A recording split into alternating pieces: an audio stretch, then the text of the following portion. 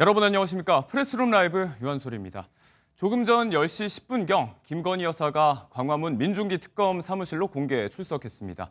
헌정사상 초유의 전 영부인의 공개 소환 조사인데요. 포토라인에 선 것, 특검 조사를 받는 건 모두 처음 있는 일입니다. 오늘 프레스룸 라이브는 바로 이 소식으로 출발합니다. 조금 전 김건희 여사의 출석 모습 먼저 보시고 잠시 후 이야기 나눠보겠습니다.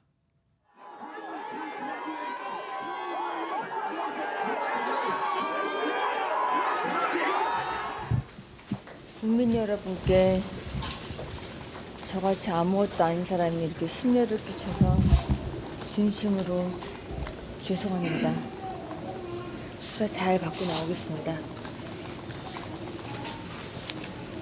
국민에게 더 하실 말씀 없으십니까? 추가 질문 나중에. 죄송합니다. 명품 먹거리와 명품 백인데 네, 법조팀 박은채 기자와 이야기 나눠보겠습니다. 어서 오세요.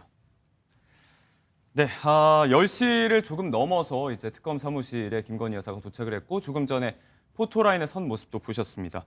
조금 전 10시 22분까지 대기하다가 23분에 조사실로 들어가서 이제 조사가 시작이 된 것 같은데 자, 일단 이렇게 전 영부인으로선 처음으로 특검의 소환 조사에 공개 응하게 됐습니다. 앞서 지난 6월에는 건강상의 이유로 병원에 또 입원했다가 퇴원할 때 또 휠체어 신세를 지는 모습 때문에 이제 건강상의 우려 이야기도 나왔었는데 휠체어를 타고 나오는 거 아니냐라는 예상도 있었지만 걸어서 이렇게 공개 출석을 했습니다. 네, 건강 우려가 있었는데요. 예. 이제 휠체어를 타지는 않고 이제 걸어 나오는 모습을 보였습니다. 이제 방금 말씀해 주셨지만 이제 국민들께 죄송하다라는 말을 하면서 이제 의혹과 관련한 질문에는 말을 아꼈는데요. 네. 김건희 여사는 이제 보셨던 것처럼 이제 광화문에 있는 특검 사무실로 걸어 들어갔습니다. 1층에 포토라인이 설치돼 있는데 네. 우천을 대비해서 이례적으로 특검에서 건물 2층에도 이제 포토라인을 설치했었습니다. 예. 이번에는 공개 출석이기 때문에 취재진 질문을 피할 수가 없었는데요. 이 전현직 대통령의 부인이 수사기관의 피의자로 공개 출석하는 것은 네. 말씀하신 것처럼 이번이 헌정사상 처음입니다. 2004년 5월 고 전두환 전 대통령의 부인 이순자 예. 여사가 전 대통령의 비자금 사건에 관해서 지금은 없어졌는데 대검 중수부에 출석해 조사를 받았을 때도 예. 소환 사실이 귀가 후인 당일 밤에 알려졌고요. 고 노무현 전 대통령의 부인 권양숙 여사도 2009년 4월 참고인 자격으로 검찰 조사를 받았지만 이 소환 사실은 이튿날 알려졌는데요. 모두 비공개 조사였던 거죠. 그렇습니다. 이 특검 사무실이 있는 서울 광화문 인근은 그래도 만일의 사태에 대비해서 경비 태세를 강화하고 있습니다. 예. 이제 김 여사 측 변호인단은 앞서서 들어가서 있는 그대로 진술할 것이라고 전했습니다. 네. 저같이 아무것도 아닌 사람이 심려 끼쳐 죄송하다. 성실히 조사에 임하겠다. 짤막한 답변 이후에 기자들의 질문에는 묵묵부답으로 이제 입장을 하는 모습까지 보셨는데 박 기자가 이야기한 대로 이제 이전에 있었던 전현직 대통령들의 부인에 대한 조사는 공개 소환 조사가 아니었고 비공개 조사로 이뤄졌고 이렇게 또 초유의 포토라인 앞에 서서 입장을 밝히는 모습까지 봤습니다. 일단 지금 앞에서 보신 것과 마찬가지로 지지자들이 집회를 벌이고 있는데 이런 집회 규모라든지 오늘 날씨도 또 비가 오고 있으니까 우천 상황도 고려해서 실내에 이렇게 포토라인을 또 따로 마련을 했어요. 어떻게든지 여사를 좀 포토라인에 세우겠다. 특검 측의 강력한 의지가 좀 실현된 거라고 봐야 될까요? 그렇습니다. 지난 2020년 4월에 김 여사가 처음으로 이제 도이치모터스 사건 관련해서 고발을 당하는데요. 예. 이제 이 수사 대상이 됐는데도 이제 중앙지검은 지난해 7월 이제 이 사건을 조사하면서 이제 이원석 당시 검찰총장에게 보고를 하지 않고 제3의 장소인 대통령 경호처 부속 건물에서 비공개로 조사를 진행한 바 있습니다. 특혜 논란이 있었죠. 그렇습니다. 특혜 논란과 함께 이제 검찰총장에게 보고를 하지 않았다는 이른바 패싱 논란까지 불거졌는데요. 이 당시에는 김 여사가 영부인 신분인 만큼 경호상의 문제가 이유로 제시되긴 했습니다만 예. 이번에는 윤석열 전 대통령의 파면으로 김 여사도 공적인 지위를 잃었기 때문에 이제는 검찰청 출석을 피할 명분은 사라진 셈입니다. 네. 하지만 이번 소환 조사에서 김 여사는 이제 보셨던 것처럼 포토라인에서 취재진의 질문을 피할 수가 없었습니다. 이제 어제 오후 오정희 특검보가 정례 브리핑에서 법과 원칙에 따라 통상의 절차로 진행한다고 강조한 바 있습니다. 네. 지난 윤 전 대통령 조사 때와 마찬가지로 별도의 티타임은 갖지 않겠다. 일반 피의자와 다름없이 대하겠다라는 입장과 함께 법과 원칙에 따라서 부장검사급에서 조사를 하겠다라는 특검의 입장이 박은채 기자의 말대로 이제 전에 있었는데 여기에 따라서 오늘 조사는 어떤 사람이 맡게 될까요? 네, 말씀하신 것처럼 요약하면 부장검사 2에 부부장검사 1명이 조사에 들어갑니다. 예. 그래서 조사실은 일단 12층에 위치해 있고요. 민중기 특검과의 면담 없이 이제 부장검사급이 조사를 하게 되는데 첫 번째 조사는 2021년 서울중앙지검 1차 수사팀, 그러니까 도이치모터스 수사팀에 있던 예. 이제 한문혁 서울 동부지검 형사 5부장 검사가 맡고요. 이제 한 부장 검사는 금융범죄 최고 전문가로도 네. 꼽히는 인물입니다. 이제 그 다음에 명태균 공천 개입 조사는 인훈 울산지검 형사 5부장 검사가 맡는데 예. 지난해 11월 창원지검에서 명태균 의혹이 불거졌을 때도 관련 수사를 이어온 바 있습니다. 네. 이제 마지막 순서는 김효진 서울 남부지검 가상자산범죄 합동수사단의 부부장 검사가 맡는데요. 이제 건진법사 전성배 씨 관련 수사를 이제 해왔는데 조사를 진행하는 3명의 검사 중 유일하게 부부장 검사로 꼽히고 있습니다. 네.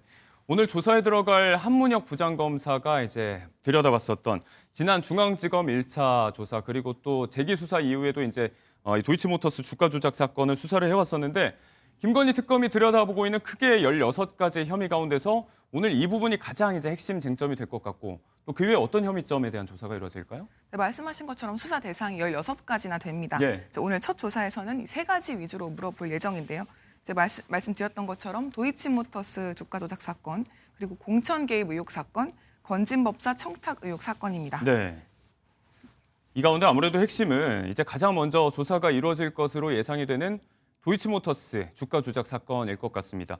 관련해서 이제 이 주가 조작의 핵심 인물, 컨트롤 타워로 알려진 이종호 전 블랙펄 인베스트먼트 대표가 어제 구속이 됐습니다.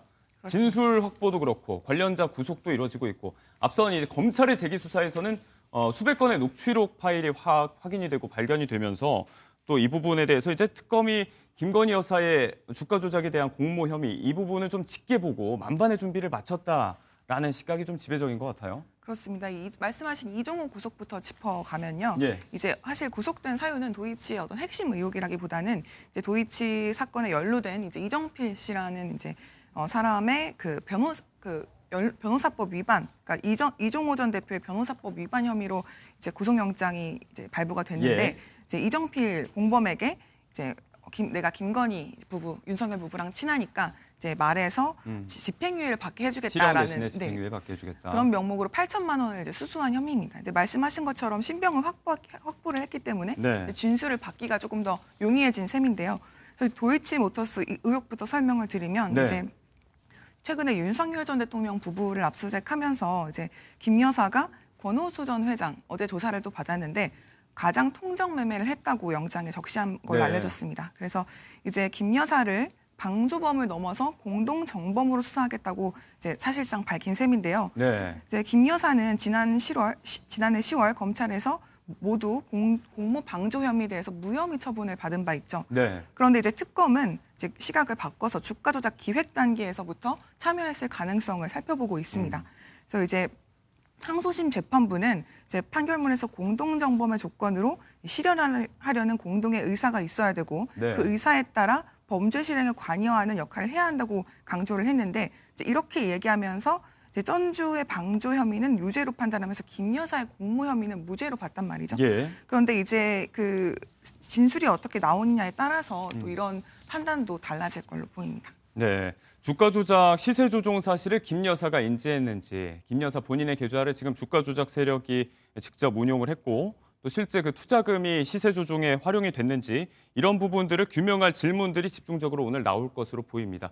가장 이제 수사가 많이 진척된 것으로 알려진 도이치모터스 주가 조작 사건과 별개로 또 건진법사 청탁 의혹과 관련해서도 이제 건진법사 본인이 압수수색의 대상이 됐고 또 핵심 관계자인 통일교 전 간부 윤모 씨가 구속이 또 돼 있는 상태죠. 여기에 더해서 공천 개입 의혹 관련해서도 명태균 씨와 당시 공관위원장이었던 윤상현 의원 이렇게 관련자 소환 조사가 줄줄이 이루어졌단 말이죠. 이 두 건은 수사망이 좀 좁혀진 상태일까요? 어떻습니까? 그렇습니다. 말씀하신 것처럼 관련자 소환이 이어지는 가운데 이제 윤상현 의원의 새로운 진술, 그러니까 윤 전 대통령으로부터 전화를 받았다라는 이제 새로운 진술도 나온 바 있고요. 네. 그다음에 제보자인 공익 제보자인 강혜경 씨도 앞서 조사한 바 있고 어제는 미래한국연구소장인 김태열 소장도 소환 조사한 바 있습니다. 저희 취재에 따르면 예. 이제 어제는 하루 종일 김건희 여사가 어떻게 이제 그 명태균 씨를 알게 됐느냐에 예. 대한 이제 질문이 오갔다고 하고 알려진 바처럼 이제 함성득 교수 등이 언급됐다고 합니다. 그래서 지금 공천 개입 의혹에 대해서 수사가 가장 또 활발하게 이루어지고 있는데 예.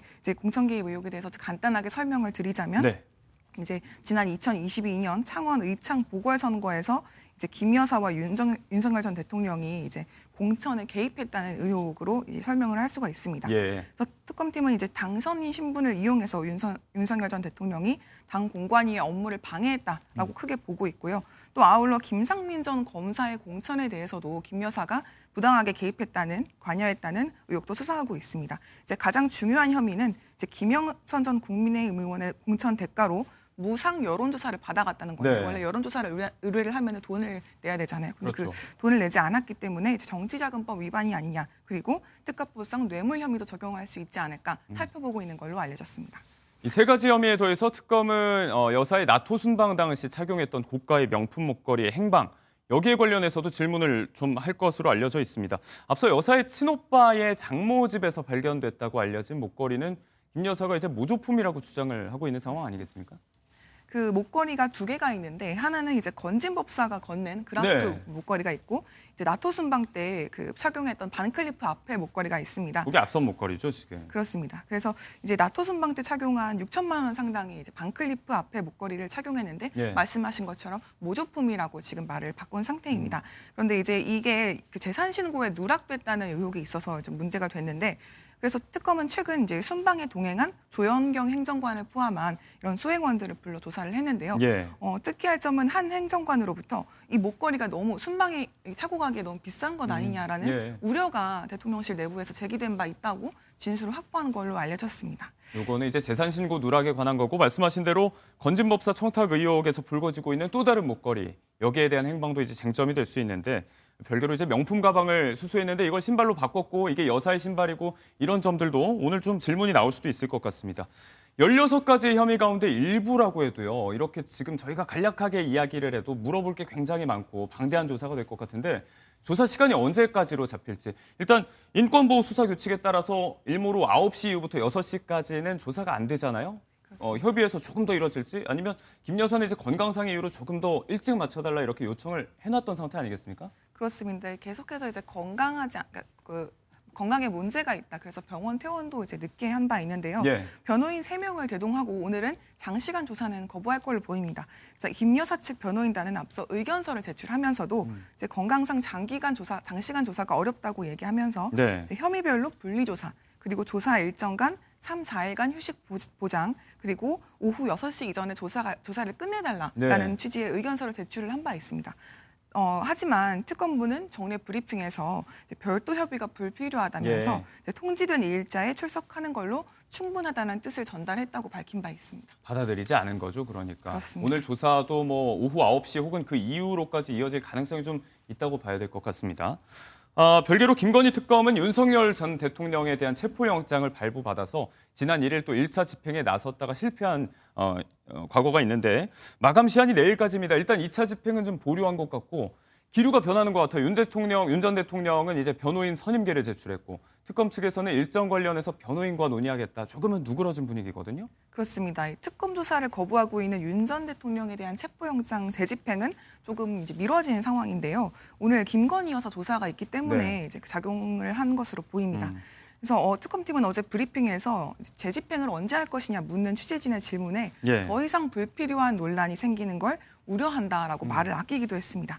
이제 저희가 추측하기로는 변호인 선임계를 내지 않고 있었는데 네. 선임계가 제출된 것을 보면 조금 변호인 윤석열 전 대통령 측에서 체포 등 이제 조사에 좀 협조할 의향이 있는 것 아니냐라고 특검 측에서 받아들인 걸로 보이는데요. 네. 특검팀은 아직까지 변호인과 소환 조사 일정이나 이제 방식을 논의한 바 없다고 밝혔습니다. 네. 그래서 이제 오늘까지는 체포영장 집행 계획이 없다고 밝힌 바 있습니다. 이제 조율을 해서 네. 자진 출석을 협조를 이끌어내겠다는 방침으로 보입니다. 네, 혹은 뭐 이제 조은석 내란 특검 때와 마찬가지로 기소로 이어질지 이번 변호인 선임계 제출이 거기에 대한 뭐 대비 차원이다라는 전망도 또 분석도 있는데 한번 지켜보도록 하겠습니다. 박은채 기자와 이야기 나눠봤고요. 네, 고맙습니다.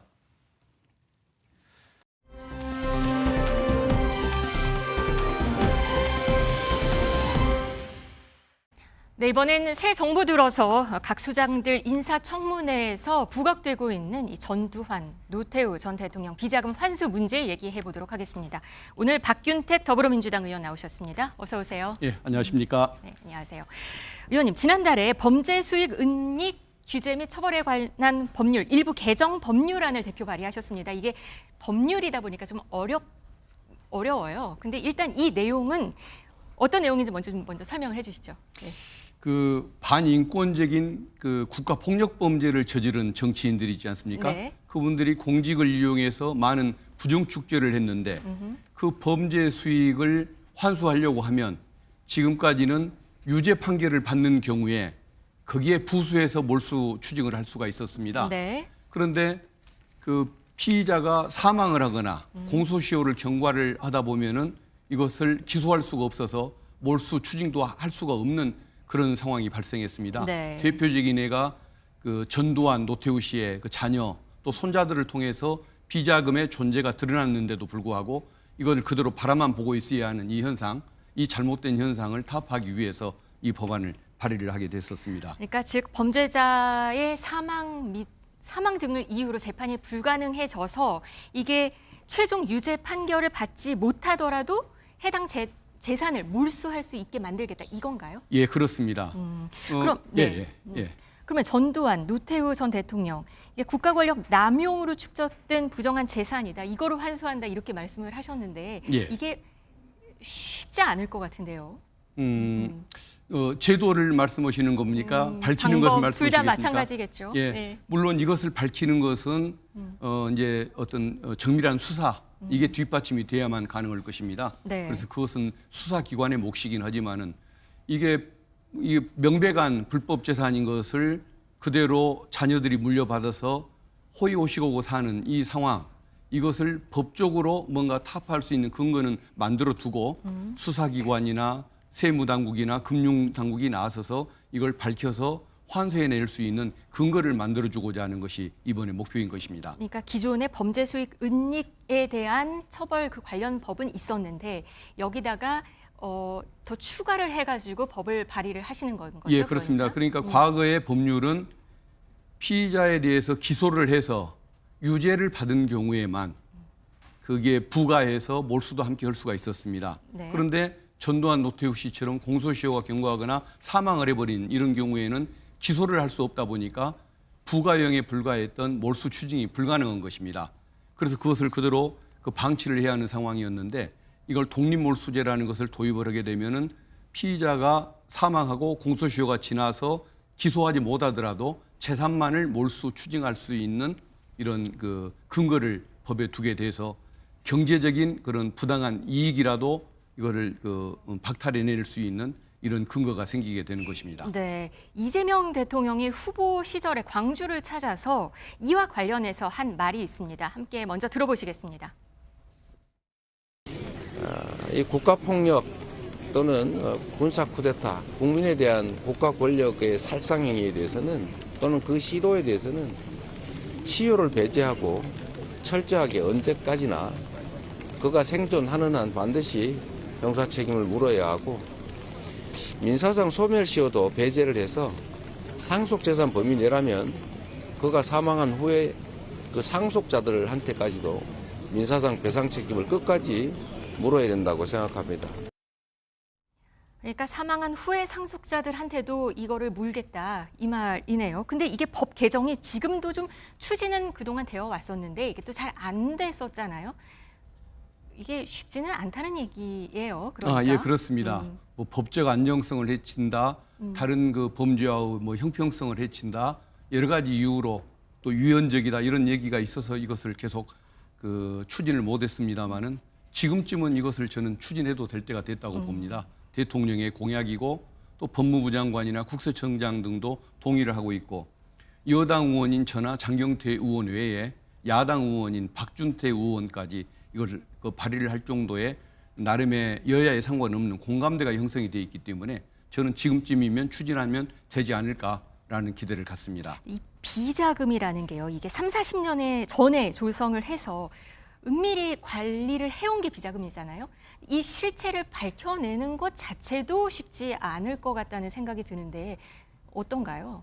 이것은 그 이제 국가기관이 어느 특정 수사기관에만 맡겨서는 안 될 일인 것이고 어떤 국가기관의 어떤 그 권한과 경험과 노하우가 총력으로 모아질 때만 가능한 일인 것 같습니다. 지금 검찰청에는 범죄 수익 환수부라는 그런 부서가 있습니다. 네. 그 외에 또 이제 국가적으로 보면은 그 FIU가 있고 또 그다음에 또 그 법무부라든가 또 외교부에 또 여러 가지 그 종합적인 기능 같은 것들이 합해지게 되면은 그 연원을 추적하고 숨겨진 재산을 찾아내는 이 과정들이 저는 충분히 가능할 걸로 믿습니다.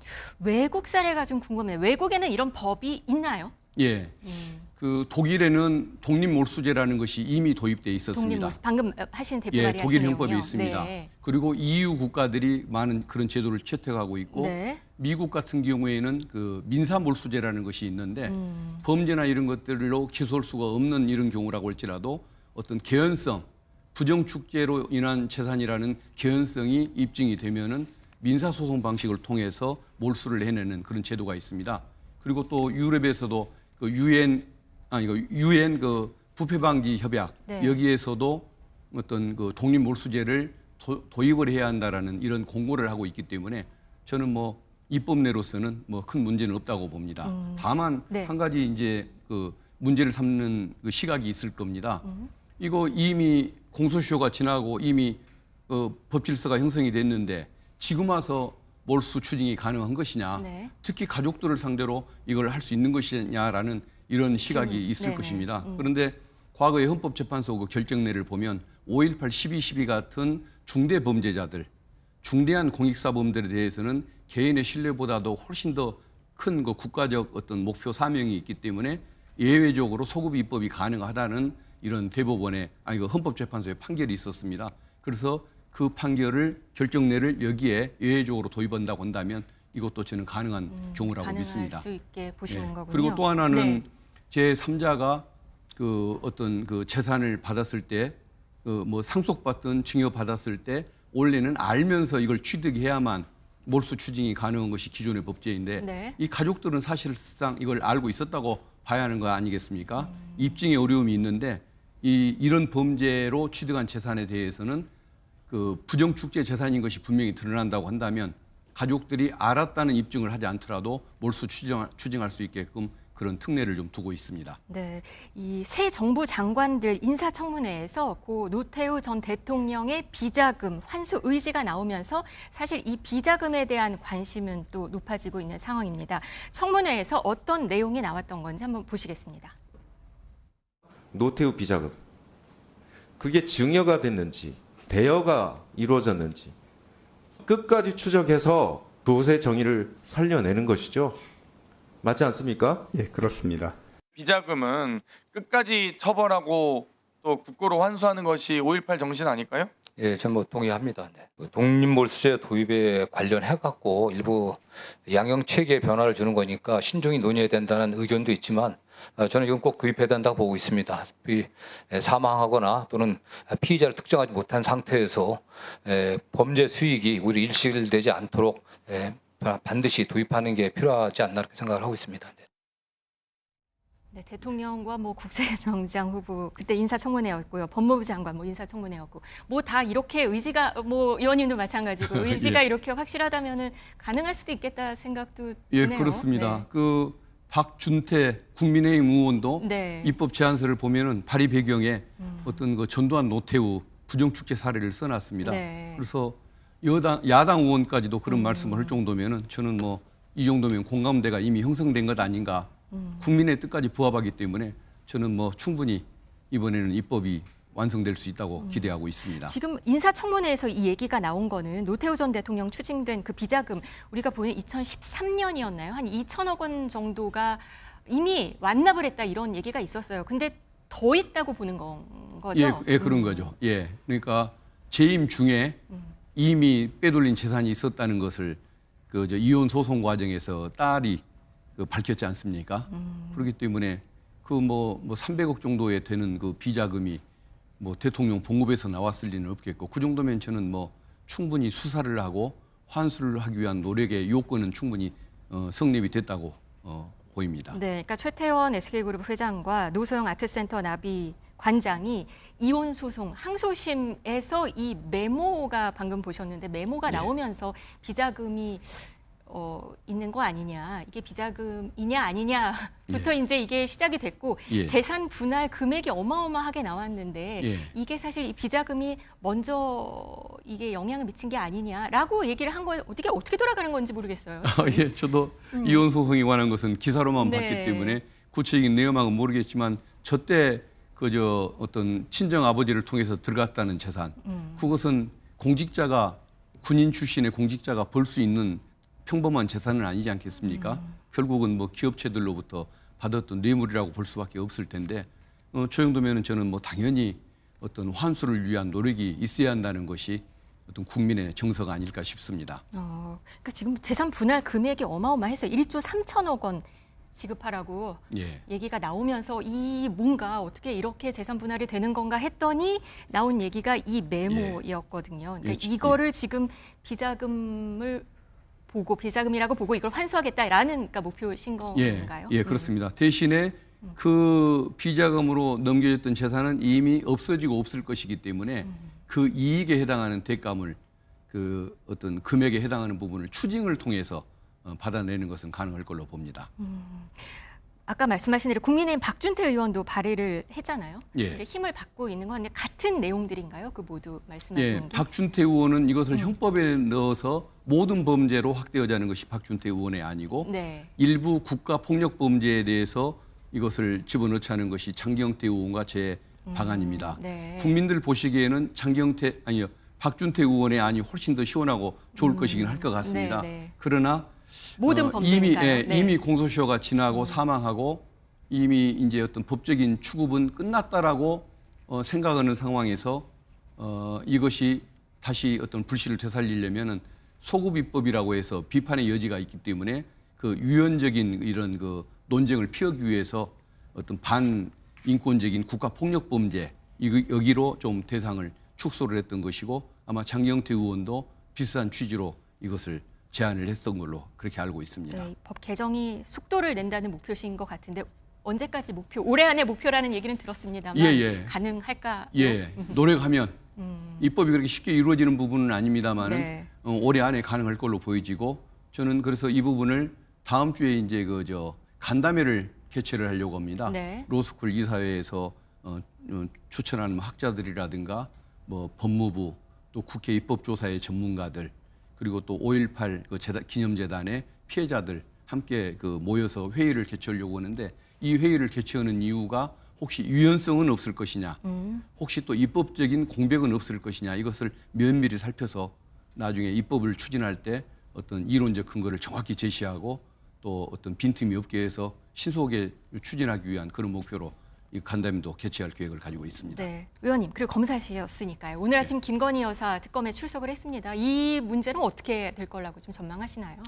지금 사실은 김건희 특검 문제에 대해서는 주가 조작 문제라든가 이런 부분은 특검이 열심히 해서 지금 삼부토건 관계자도 구속했지 않습니까? 네. 그리고 공천 문제는 명태균 게이트에서 이미 검찰이 수사했고 건진법사 관련된 의혹은 남부지검에서 이미 수사했고 이걸 모아보면은 거의 다 입증이 돼 있는 상태로 보여지고 마지막 단계에 김건희 여사를 조사하고 지금 구속을 하기 위한 절차라고 저는 보고 있습니다. 그러니까 이미 조사는 다 끝났고 마지막 예. 단계에서 소환을 해서 지금 예. 불러서 얘기를 한다라고 보시는 거군요. 그렇습니다. 기존에 검찰이 수사했던 것 이번에 특검이 또 속도감 있게 수사했던 것이 바탕이 돼서 오늘 소환이 가능했던 것 같은데 오늘 한 번 조사로 끝날지 한 두세 번쯤 더 할지는 모르겠습니다만은 네. 조사가 끝나면 저는 구속영장을 청구할 걸로 그렇게 예상하고 있습니다. 윤 전 대통령은 지금 특검팀 소환, 체포영장 지금 다 불응하고 있잖아요. 인권 침해 주장도 있기는 한데 이거는 어떻게 보세요?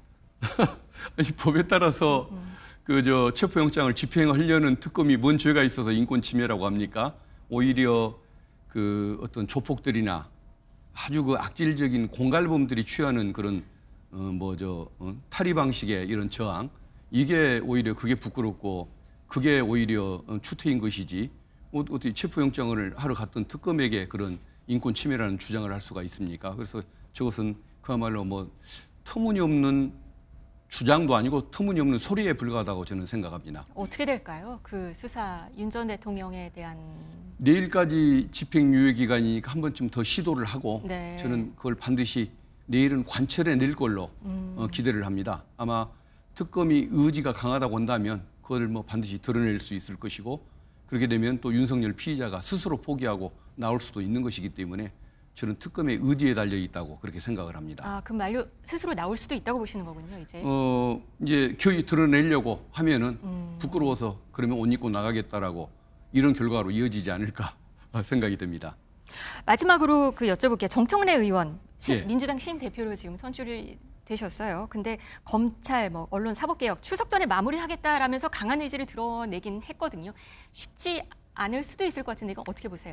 저는 그분의 그 추진력이나 의지 또 취임하자마자 바로 특위위원장들을 이렇게 구성하는 임명하는 이런 모습을 보면은 아마 약속대로 그걸 해낼 걸로 믿습니다. 그러나 이제 한 가지 생각할 것이 정청래 대표님에 대해서는 뭐 추진력, 뭐 카리스마, 뭐 강한 소신 이런 측면만 생각을 합니다만은 옆에서 그분 모습을 지켜본 바에 의하면 헌법 그 소송 그 과정에서 엄청난 그 절제력과 또 진중함을 또 드러낸 적이 있었고 또 이번에 당직자들 임명할 때 보면은 매우 합리적이고 경륜 있고 안정감 있는 인사들을 그렇게 그 어떤 임명을 하지 않습니까? 그래서 세 가지 그 3대 개혁 외에는 뭐 굉장히 안정감 있게 정치를 이끌어 나갈 분이라고 속으로 그렇게 예상을 하고 있습니다. 알겠습니다. 오늘 독립몰수제 도입, 그러니까 전두환 노태우 비자금을 환수할 수 있는 법률 개정안을 대표 발의하신 박균택 의원과 얘기 나눠봤습니다. 고맙습니다. 예, 감사합니다.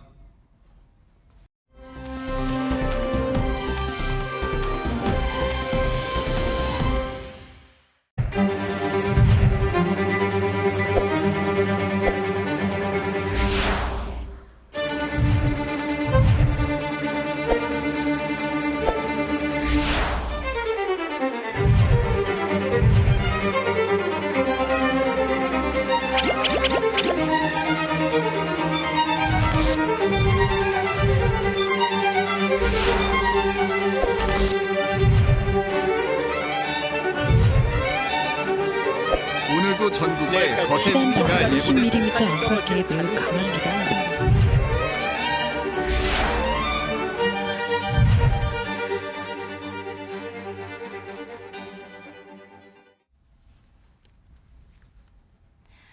네, 이번엔 경제 라이브입니다. 경제 현안에 대해서 쉽고 깊게 전해드리도록 하겠습니다. 허준영 서강대 경제학부 교수, 고란 경제전문기자 나왔습니다. 안녕하세요. 네, 안녕하세요. 네, 어제까지 폭염, 네, 오늘은 또 폭우입니다. 지금 밥상 물가 많이 걱정되는 그런 상황인데요. 이상기후로 과일과 채소 재배하는 농가 면적이 급감하고 있다는 얘기가 지금 들리고 있어요. 그 피해가 큰데 어제 방송에서도 잠깐 전해드린 바가 있는데 그래서 가격이 지금 많이 오르고 있다면서요? 네, 사실 지난달 소비자 물가 상승률 보면 2.1%예요. 그런데 체감하실 때는 그거밖에 안 올랐어라는 느낌이 드실 것 같아요. 아무래도 이 밥상 물가, 특히 이제 과일, 채소 같은 물가가 급등했기 때문입니다. 이게 사실 과일, 뭐 농산물 가격 치솟으면서 마트에서 자체 할인 행사하고 있는데요. 그런데도 이거 자체적으로 가격이 오르면 감당이 안 됩니다. 네. 시금치 78% 급등했고요. 네. 상추 30%, 배추 25% 두 자릿씩 뛰고 있습니다. 시금치 80%까지 올랐대요. 오늘 오늘 기준으로 또 보니까. 네. 시금치 먹기가 진짜 시금치가 돼버렸습니다. 그렇네요. 그래서 이제 지난 7월에 폭염일수 보니까 4.3일이에요. 올해는 14.5일입니다. 이런 폭염과 폭우 때문에 농축산물 가격 앞으로 더 오를 것 같습니다. 가공식품 물가도 좀 많이 올랐다고 해요. 지금 들어보니까 커피, 빵, 햄 이건 또 왜 오른 건가요? 커피는 약간 이거 문제가 있을 수 있을 것 같아요. 왜냐하면 네. 지금 원두 가격이 산지에서 많이 오르고 있습니다. 지금 브라질 같은 데 보면 막 원두를 그 강도하는 것도 막 굉장히 많아지고 원두 가격이 오르다 보니까 네. 그래서 이런 부분도 있고 그리고 환율이 아무래도 이제 수입품이다 보니까 반영이 되는 부분이 있을 것 같습니다. 빵은 아무래도 밀가루나 설탕 가격 같은 것들에 연동이 많이 돼 있고 그다음에 유통 구조가 좀 복잡한 부분이 있습니다. 뭐냐면 우리나라 이런 거 그 밀가루 같은 거 수입을 할 때 정제된 밀가루를 수입하는 게 아니고 밀가루 원료를 수입을 해서 우리나라에서 정제를 시켜야 되거든요. 네. 왜냐하면 그게 이제 관세가 붙기 때문에 그런데요. 이런 걸 이제 국내에서 하다 보니까 좀 비싼, 상대적으로 싼 정제된 밀가루 같은 건 사올 수 없는 유통 구조 같은 것도 있고, 아무래도 그 대기업 중심 빵이 많다 보니까 여기서 이제 시장 구조가 이렇게 돼 있는 데서 좀 대기업이 가격을 올리면 올라가는 부분이 있을 것 같고요. 햄 같은 경우는 여기다 더해서 수입 돼지고기를 갖고 만드는데 이 수입 돼지고기의 원료값이 조금 올라가고 있는 부분, 이런 다 것들이 오르네요. 네, 다 오르고 있습니다. 그래서 사실 가공식품 물가 오르는 것이 저희 이제 생활 물가 오르는 것에 굉장히 큰 직격탄이 되고 있는 것 같습니다. 지금 폭염과 이상 기후로 인해 가지고 농경지 피해, 채소, 과일값, 지금 신선식 우리나라에서 생산이 되는 것도 이렇게 가격이 많이 오르는데 그렇지 않은 수입하는 것도 이렇게 가격이 많이 오르면 좀 걱정이 됩니다. 네, 그렇습니다. 네. 우리 뭐 밥상 물가 전반적으로 올라가는 추세입니다. 네.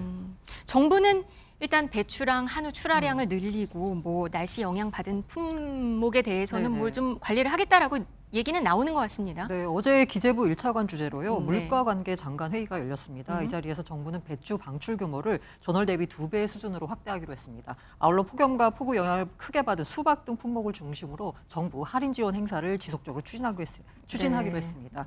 그리고 뭐 최근 소비자 가격이 오른 쌀 같은 경우는요. 유통업체 협력해서 뭐 20kg당 3,000원 할인 행사 별도로 하기로 했고요. 한우 같은 경우에는 출하 인센티브 제공을 통해서 평시 대비 한 30% 이상 공급을 할 계획입니다. 그 밖에 이제 여러 가지 할인 행사를 유통업계와 합쳐가지고 계속하기로 했고요. 네. 특히 요거 활용하시면 좋은데 그 외식 체감 물가 부담 완화를 위해서 지난달 25일부터 공공 배달앱 통해서 2만 원 이상 2회 이상 주문하면 횟수 제한 없이 10,000원 할인 쿠폰 지급합니다. 또 그런 게 있군요. 있어요. 네, 할인 요거 쿠폰. 이용하시면 됩니다. 네. 공공 배달앱 활용하시면 됩니다. 공공 배달앱을 네네. 이용하라고 합니다.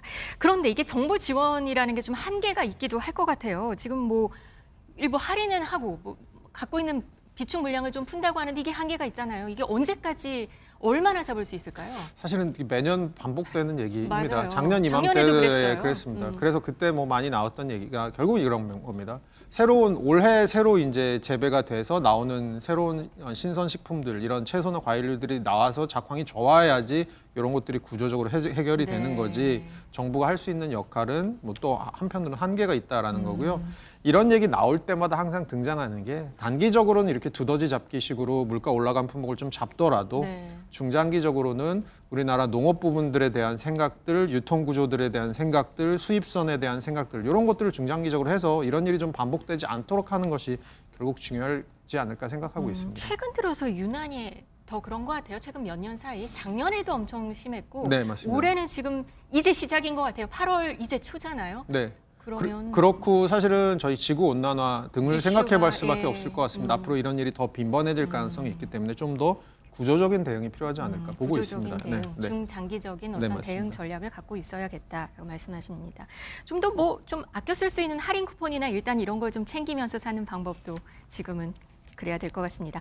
이런 가운데 미국산 사과, 배 이런 수입 얘기가 좀 빨라질 것이라는 얘기가 좀 들리고 있는 상황입니다. 이게 한미 관세 협상 이후에 나오는 지금 전망들인 거죠? 네, 사실 그 정부가 한미 협상 결과를 발표할 때요.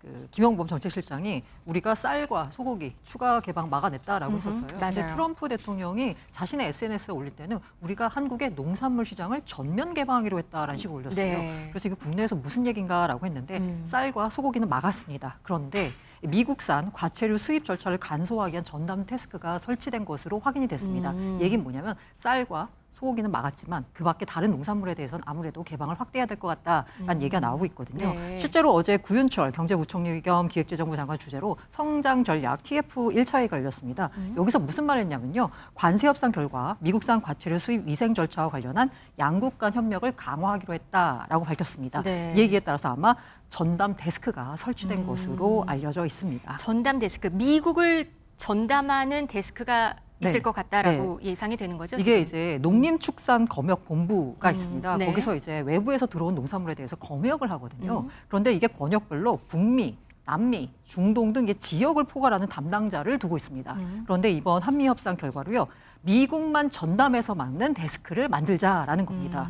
이렇게 해서 미국산 사과, 배 등 과체류 수입 절차를 간소화하는 게 이 전담 데스크의 목적이거든요. 네. 그렇기 때문에 이 전담 데스크가 만들어지면 아무래도 미국산 과체류의 수입 절차가 좀 빨라질 것 같다라는 전망이 나오고 있습니다. 네. 그런데 우리나라가 이 농산물 수입하는 그 절차 자체가 굉장히 길다고 해요. 복잡하기도 하고 8단계가 되기 때문에 지금까지 우리나라에는 못 봤던 거죠. 미국산 사과를. 그러니까 미국산 사과에 대해서 미국 정부가 그리고 미국의 농가들이 우리나라에게 좀 한국에도 좀 수입할 수 있게 해줘라라고 얘기한 게 벌써 32년 전입니다. 네, 근데 30년이 지금 더 된. 예, 네. 지금 8단계 검역 단계 중에 2단계가 통과돼 있는 상태니까. 여기 있네요. 2단계 자료 검토 착수 단계에 있네요. 사과는. 네, 맞습니다. 네. 8단계 중에 2단계 통과하는데 32년 걸렸다라는 건데요. 네. 어느 정도 이제 정부가 그 사과 시장 같은 것들의 개방에 대해서는 조금 의지가 조금 적었다라고 볼 수 있는 부분인데. 이거는 의지가 없었기 때문에 지금 2단계에 머물렀던 거고. 네, 어떻게 보면 그렇지 않으면 조금 더 정부가 빨리 할 수 있었겠죠. 32년이잖아요. 네네.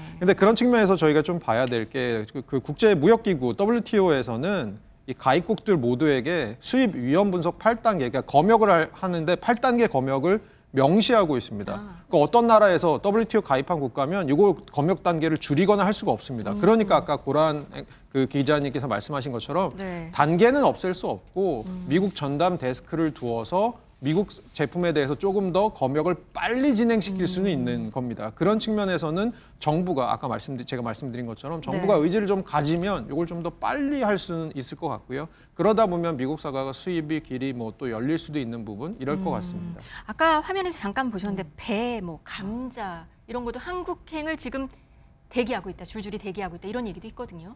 상대적으로 미국에서는 요 사과 수출이나 배 수출 같은 것에 대해서는 그렇게 미국 내 요구가 크지 않았었습니다. 그리고 우리 입장에서도 좀 국내 농가를 지킬 부분이 있었기 때문에 양국의 이해관계가 맞았던 부분이 있는 것 같은데요. 네. 최근 들어서 트럼프 대통령의 시장 개방 압력이라는 게 전방위적으로 오고 있고 또 트럼프 대통령의 지지 기반 중에 하나가 아무래도 농업 부분들이 많다 보니까 네. 이런 부분이 이제 연동이 되고 있는 것 같습니다. 국내 농가 반발은 예상할 수 있을 것 같아요. 당연히 있겠죠. 근데 이게 어떻게 보자면 이게 숫자의 논리도 적용될 수 있는데요. 네. 사실 쌀, 소고기에 관련된 농가가 훨씬 많습니다. 그런데 이 과치료의 경우 국내 사과 농가, 특히 이제 경북 지역 농민들이 강력히 반대하고 나서고 있는데요. 네. 아무래도 쌀이나 소고기 같은 품목에 비해서는 특정 지역에 약간 집중된 경향이 있습니다. 그래서 아마 정부도 이를 좀 지렛대로 삼은 것 같고요. 어쨌든 농가에서 반대하는 논리는 그렇습니다. 병충해 유입이 우려되고요. 국내 사과 산업 붕괴가 될 거다라고 합니다. 근데 미국 같은 경우에요. 세계 2위의 사과 생산국입니다. 연간 542만 톤 만들고 있고요. 제가 지난해 미국에 잠깐 산 적이 있었거든요. 정말 마트에 가면 사과가 이렇게 쌓여 있어요. 종류도 많고 가격도 맛은 쌉니다. 어떤가요? 맛도 좋아요. 우리나라 사과가 그래도 더 맛있다. 저는 미국 사과 특정 이제 품목들이 있거든요. 많군요. 품종별로 이제 맛있는 사과가 있어가지고 그 기호별로 골랐을 수 있기 때문에 만약에 사과 시장이 이제 개방되고 나면 국내 농가 피해는 불가피할 것으로 보고 있고요. 일단 종류가 많은 건가요? 네, 맞습니다. 종류도 많고요. 네. 그래서 제 생각에는 일단 만약에 이 검역 절차를 뭔가 빨리 진행을 해가지고 미국산 사과가 국내에 들어왔을 때 국내 농가가 있는 피해는 정부의 뭐 보조금 지원이나 어떤 다른 측면의 지원 방안을 통해서 마련해야 된다라는 생각이 듭니다. 네, 알겠습니다. 여기에 또 지금 안 풀린 문제가 하나 또 있습니다. 구글의 국내 지도를 반출하는 문제, 이 이슈가 있습니다. 구글에서는 민감시설 가림 처리 협의 중이다. 이런 얘기가 들립니다. 이게 지도 반출, 이거는 좀 허용이 될까요? 그러세요? 그러니까 이게 지금 우리가 미국 구글 같은 업체에다가 지도 반출을 허용할 것을 결정해야 되는 게 당장 11일입니다. 그리고 그 결정을 할지 아니면 한 번 더 미룰지를 결정해야 되는 회의는 8일이에요. 그러니까 우리한테 시간이 얼마 안 남았다는 8일, 10일, 게 지금 내일 모레 말씀하시는 거군요. 네, 맞습니다. 네. 당장 눈앞에 와 있습니다. 그런데 문제는 뭐냐면 네. 이게 이번에 한미 간의 정상회담 테이블 위에 올라갈 수 있는 주제입니다. 그러면 정상회담이 아무리 빨라도 지금 11일 이전에 일어날 일은 없잖아요. 그렇죠. 그런 측면에서는 우리가 한번 이것을 미루고 정상회담 이후에 결정을 나오는 대로 이제 움직일 가능성이 좀 큰데요. 이슈는 이런 겁니다.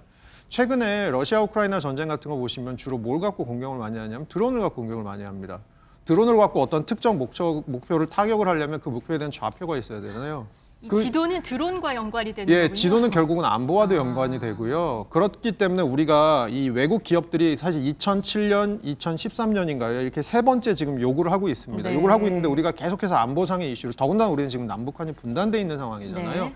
그런 측면에서 우리가 안 된다고 했던 게 요구 조건이 이런 거였습니다. 이거 혹시 외국 데이터 서버로 반출을 하려면 첫째 좌표 노출 안 하게 해야 되고 두 번째로는 중요한 시설들은 가림 처리를 해야 되고 세 번째로는 서버는 외국에 두지 말고 국내에 둬야 된다는 겁니다. 왜냐하면 서버가 외국에 있는 서버면 외국 기업들이 자의적으로 이 지도들을 바꿀 수가 있거든요. 네. 그리고 이게 되게 웃긴 건데요. 우리 그 나라 주요 시설들이 가림 처리를 하려면 역으로 좌표를 알아야지 가림 처리를 할 수 있습니다. 이게 굉장히 눈 가리고 아웅할 수 예, 있겠네요. 민감한 이슈가 된 겁니다. 지금 5,000대를 축적의 고정밀 지도를 해외 구글 데이터 센터로 옮겨달라 이런 요청이거든요. 네, 맞습니다. 네. 쉽지는 않아요. 그러니까 외국으로 서버가 가게 되면 예를 들어 우리나라 지도가 외국 데이터 센터에 있게 되면 아까 말씀드린 것처럼 외국에서 임의적으로 이곳을 바꿀 수 있습니다. 자의적으로 그러니까 조정을 할 수 있거나 네. 수정을 할 수 있습니다. 그런 측면에서는 우리가 이것들에 대해서는 좀 난색을 표하고 있는 부분이 있고요. 그런 측면에서는 사실 반대 논거도 한번 들어볼 필요는 있습니다. 우리나라 이거 데이터 반출이 지도 반출이 가능하냐를 협의하는 정부 기구 안에 여러 부서들이 다 들어가 있습니다. 네. 뭐 국토부도 들어가 있고 문화체육관광부도 들어가 있는데 문화체육관광부 같은 경우는 이런 얘기를 합니다. 우리나라 오는 외국인들이 보통은 영어로 된 지도를 쓰고 싶어 하는데 네. 구글 지도 같은 경우가 안 되다 보니까 아무래도 외국인들이 좀 제약이 있다. 그런 측면에서 이게 관광산업 활성화에 도움이 될 수 있다. 뭐 이런 얘기도 하고 있습니다. 하긴 전 세계 가면 우리 구글 지도 갖고 요즘에 다 여행 다니니까 우리나라에서도 그걸 이용하면 좋지 않을까라는 얘기겠군요. 그런데 아까 국토부 장관은 여기에 대해서 발언한 목소리가 하나 있습니다. 한번 들어보시겠습니다. 저는 기본적으로 통상 문제라든가 이런 문제에 대해서 전향적으로 검토해서 뭔가 진행할 필요도 있겠지만 그보다 우선하는 문제는 어떤 국방 문제라든가 또 국민의 어떤 알 권리, 안전 이런 문제가 중요하기 때문에 알 권리, 안전 이런 게 중요해서 좀 난감하다라는 거예요, 지금. 뭐 우리 정부 반대 우려는 아까 교수님이 말씀해 주셨듯이요. 일단 국가안보 우려가 가장 큽니다. 우리 분당국이잖아요. 근데 아까 말씀드린 대로 만약에 1m 이내 오차범위 지도가 나갔다라고 하면 이게 포격 정밀도가 돼서 정확하게 포격이 가능합니다. 문제가 되는 거고요. 데이터 주권 문제도 있습니다. 이게 국민 세금이 투입된 고정밀 지도, 이게 1조 원 정도 우리 세금이 들어갔어요. 그런데 이거 국가 전략 자산인데 이거를 해외 기업에 그냥 내줘라? 서버에 저장해라? 이건 좀 말이 안 되는 거고요. 그리고 국내 기업에 대한 역차별 문제도 있습니다. 네. 우리나라 네이버, 카카오 같은 경우에는요, 국내 준수를 엄격하게, 국내 규제 같은 걸 엄격하게 준수하고 있습니다. 네. 그런데 구글, 애플에만 해외 서버에다 내놓고 그들 마음대로 해라? 이건 오히려 우리 기업에 대한 역차별이고요. 이건 공간정보 산업이라고 볼 수 있거든요. 네. 경쟁력을 약화시키는 거고요. 저는 이것도 크다고 봅니다. 세금 회피 논란입니다. 세금 회피 논란. 구글이 우리나라에서 벌어가는 돈이 뭐 조 단위에 해당한다라고 하는데요. 네. 실제로 찍히는 돈은 3천억 단위에 불과해요. 세금도 굉장히 적게 내고 있습니다. 한국의 고정사업장, 데이터 센터 두지 않으니까 구글 같은 경우에 법인세를 해외에 신고합니다. 세금을 축소 납부하고 있어요. 네. 그런데도 불구하고 고정밀 지도 반출을 요구한다라는 부분에 있어서 국가 자산을 세금 기여 없이 활용한다는 무임승차 논란이 일고 있는 거죠. 어떻게 될 거로 보세요, 교수님? 우선은 트럼프 대통령이 이번에 그 정상회담이 열리게 되면 아마 거기서 논의될 가능성이 큰데 지금 의제가 굉장히 많습니다. 네. 우리나라 방위비 문제, 국방비 문제도 있고요. 전자권 환수 문제도 있고 네. 거기다가 이제 주한미군의 역할을 어떻게 할 거냐. 이런 방위 관련 이슈가 있는 데다가 여기다가 데이터 관련 이슈 또 온라인 플랫폼법 관련 이슈가 있습니다. 근데 이거 지금 데이터 관련된 디지털 쪽의 이슈들은 미국의 디지털 기업들이 엄청나게 미국 의회에다 로비를 하고 있는 상황입니다. 그래서 지금 미국이 여기에 강경한 입장인 거군요. 네, 맞습니다. 우리나라에. 예. 그런 측면에서는 저는 우선 궁금한 건 이번 정상회담 때 트럼프 대통령이 어느 정도로 넓은 범위의 의제를 들고 나올지 아니면 소수의 의제에 집중할지 아마 그것들에 대해 따라서 달려 있을 것 같습니다. 협상 2라운드가 아마 한미 정상회담에서 있을 것 같습니다. 이런 와중에 트럼프 대통령이 한국 시장에 대해서 한마디를 했습니다. 미국의 한 언론과의 얘기에서 나온 얘기인데요. 폐쇄된 한국을 개방했다. 엄청난 사업 기회가 될 것이다. 한국은 폐쇄된 국가인데 갑자기 뭐 자동차, 트럭, SUV 모두 팔 수 있게 됐다. 우리는 한국을 개방하고 있다. 이러면서 자랑하듯이 엄청 인터뷰를 했습니다. 근데 여기에 농산물은 빠졌네요. 근데 어찌됐든 한국을 개방시키고 있다. 이건 어떤 의미로 봐야 될까요, 교수님? 우리나라 내에서 미국 자동차의 비점유율이 1%가 채 안 됩니다. 그러면 우리나라에서 네. 팔리고 있는 미국 자동차의 점유율이 1%가 채 안 되고요. 우리가 네. 국산차 위주의 시장 플러스 유럽차 맞아요. 위주의 시장입니다. 네. 그렇게 생각했을 때는 그럼 미국 차가 왜 안 팔릴까라고 생각을 해보면 뭔가 가격 경쟁력이 없거나 가성비가 안 맞거나 네. 국내 소비자들이 원하는 니즈에 안 맞거나 뭐 이런 게 그럴 수 있잖아요. 있겠죠. 네. 그러니까 트럼프 대통령이 예를 들어서 얘기를 해석해 보면 1%를 그래 마음껏 팔 수 있게 해줄게라고 한다고 해서 그게 뭐 갑자기 10%가 되고 20%는 아마 안 될 겁니다. 네. 다분히 수사적인 표현 아닐까. 본인이 협상을 해서 이 정도로 얻어냈다라는 또 수사적인 표현의 트럼프식 표현 아닐까 생각하고 있습니다. 또 트럼프 대통령 이러면 다음 주에 반도체랑 의약품에 대한 관세를 발표할 계획이라고 하는데요. 의약품에 대해서 좀 이런 말을 했습니다. 1년이나 최대 1년 반 뒤에 150%, 이후에는 250%까지 인상할 것이다라는 얘기를 했습니다. 이게 뭔가 250% 관세까지 얘기 나왔어요. 숫자로 보시면 깜짝 놀랄 네. 것 같아요. 그런데 그 기간을 보시면요. 처음에는 소액 관세를 부과한 다음에 그 다음에 높일 거다라고 했잖아요. 네. 처음에 왜 소액 관세냐? 이게 사실 미국 같은 경우에는 의약품, 의료 비용이 너무 많이 나갑니다. 보험으로 커버가 안 되면 그야말로 감당이 안 될 수준인데요. 네. 만약에 지금 이렇게 비싼 그 의료 시장 상황에서 관세까지 물려버리면 미국 내에서 문제가 네, 되겠군요. 네, 미국 내에서 문제가 되는 거죠. 그러니까 처음에는 소액의 관세를 부과한다는 얘기는 야, 우리가 한 1년 정도 시간을 줄 테니까 의약품 기업들 미국으로 들어와. 그 시간을 줄 테니까 그 사이에 미국으로 들어와서 제조하면 관세 안 내게 되잖아 라고 하면서 미국 내 의약품 가격을 높이지 않는 실익을 챙기면서 해외에 있는 의약품 기업들을 미국으로 옮기는 그런 이 두 가지 효과를 노린다라고 볼 수 있을 것 같습니다. 그러니까 최대 1년 반까지 초고율 관세를 뒤로 미룬 것은 제약사들이 미국으로 와서 생산 시설을 옮길 수 있는 그런 시간을 주겠다 이건 거네요. 네, 맞습니다. 그리고 미국 제약 시장이 워낙 크고요. 네. 그 미국 보험 같은 경우는 워낙 비싸서 미국은 사실 약값이 좀 비싼 나라에 속합니다. 네. 그러니까 아무래도 유럽에 있는 제약사들이나 뭐 다른 타국에 있는 제약사들에게는 제일 큰 시장이고요. 제가 조사하다가 좀 놀란 것 중에 하나가 유럽의 미국 수출이 있잖아요. 그중에 60%가 의약품입니다. 유럽에서 미국에 미국으로? 수출하는 게 저는 뭐 자동차가 제일 클 줄 알았는데 네, 오히려 네. 자동차보다도 의약품이 훨씬 더 의약품이 더 큽니다. 많군요. 저희 생각해 보면 스위스계 이름 가진 뭐 프랑스어로 된 제약 회사들 막 떠오르시는 분이 그러네요. 있죠. 그런 네. 회사들이 대부분 다 유럽계 회사들인데 미국에서 지금 미국에서. 굉장히 크게 영업을 하고 있는 회사들 이런 회사들입니다. 미국의 관세 전쟁으로 좀 재미를 보기는 한 것 같습니다. 실제 무역 적자가 좀 줄어든 것으로 나타났다면서요, 네. 숫자로? 무역 적자 줄어든 이유는 일단 수입이 줄었습니다. 아, 예. 왜냐하면 관세가 올라드니까 네. 수입이 줄 수밖에 없고요. 게다가 이제 관세가 오르기 전에 미리 수입하자라는 선행 수입이 급증해가지고요. 6월 달에는 오히려 수입이 줄었고요. 공급망 영향 때문에 이게 미리 그 쌓아놓고 뭐 하다 보니까 공급 관리에 좀 문제가 있잖아요. 네. 그러니까 수입을 좀 줄이는 좀 감망하는 태도를 보였습니다. 재고 관리 비용 증가되니까 이제 수입을 줄여서 이렇게 수입이 줄어든 영향이 있고요. 관세 정책의 영향 때문에 수입 억제 효과가 생기면서 아무래도 미국의 무역 수지 적자는 줄었는데요. 그럼 이게 길게 봤을 때 미국 경제에 좋은 거냐에 대해서는 뭐 여러 가지 평가가 엇갈리고는 있습니다. 네. 방금 말씀하신 아까 그 스위스 얘기했잖아요. 스위스 대통령과 트럼프 대통령이 통화를 했어요, 얼마 전에.